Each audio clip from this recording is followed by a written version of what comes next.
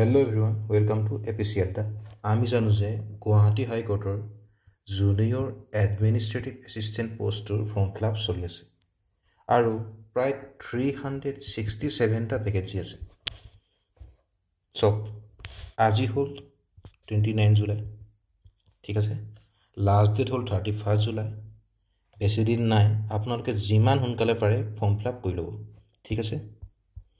এতিয়া কথাটো হ'ল আমাৰ মাজত এনেকুৱা বহুকেইজন আছে যাৰ ৰিচেণ্টলি হৈ যোৱা DRE এক্সাম, APSC প্ৰিলিমছ হওক বা বহুকেইটা এক্সাম ক্লিয়াৰ হোৱা নাই।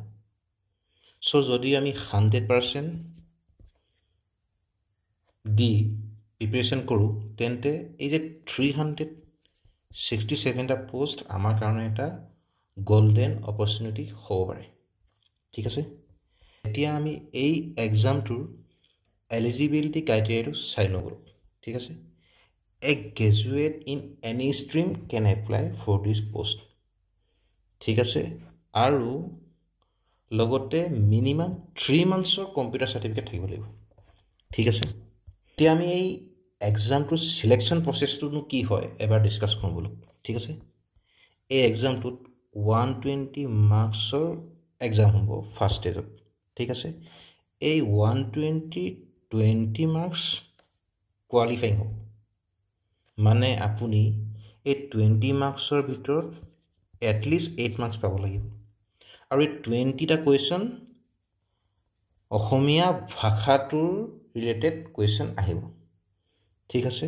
আৰু বাকী থকা 100 মাৰ্কছৰ ভিতৰত আপুনি যিমান বেছি স্ক'ৰ কৰিব পাৰে সিমানেই আপোনাৰ চিলেকশ্যনৰ চান্সেছ বাঢ়িব, ঠিক আছে। যদি এতিয়াও কোনোবাই যদি ফৰ্ম ফিল আপ কৰা নাই আৰু এক্সামটো দিম বুলি ভাবিছে, অতি সোনকালে আপোনালোকে পষ্টটোৰ বাবে এপ্লাই কৰক আৰু এপ্লাই কৰাৰ আগত এই অফিচিয়েল ন'টিফিকেশ্যনটো ভালদৰে চাই লওক, ঠিক আছে।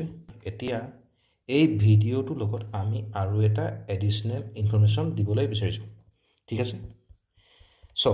আমাৰ চেনেলত আগন্তুক হ'বলগীয়া APSC মেইনছ এক্সামৰ বাবে এটা এনচাৰ ৰাইটিং গাইডেন্স প্ৰগ্ৰেম চলি আছে, ঠিক আছে।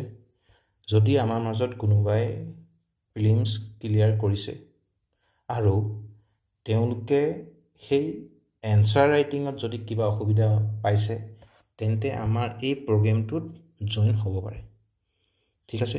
আমি ইয়াতে 2টা ডেমো ফিডবেক প্ৰভাইড কৰিম, ঠিক আছে। আৰু আমাৰ ফিডবেকবিলাক অডিঅ' আৰু ভিডিঅ' ফৰ্মত হ'ব, ঠিক আছে।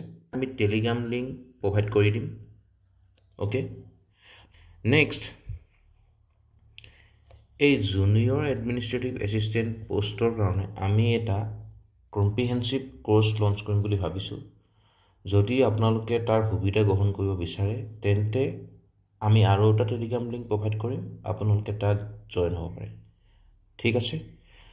আৰু আগন্তুক আহিবলগীয়া যিকোনো ধৰণৰ আপডেট পাবলৈ গভৰ্ণমেণ্ট জবৰ ৰিলেটেড আপোনালোকে আমাৰ চেনেলটোত ছাবস্ক্ৰাইব কৰি দিব, ঠিক আছে। আজিলৈ ইমানেই, থেংক ইউ।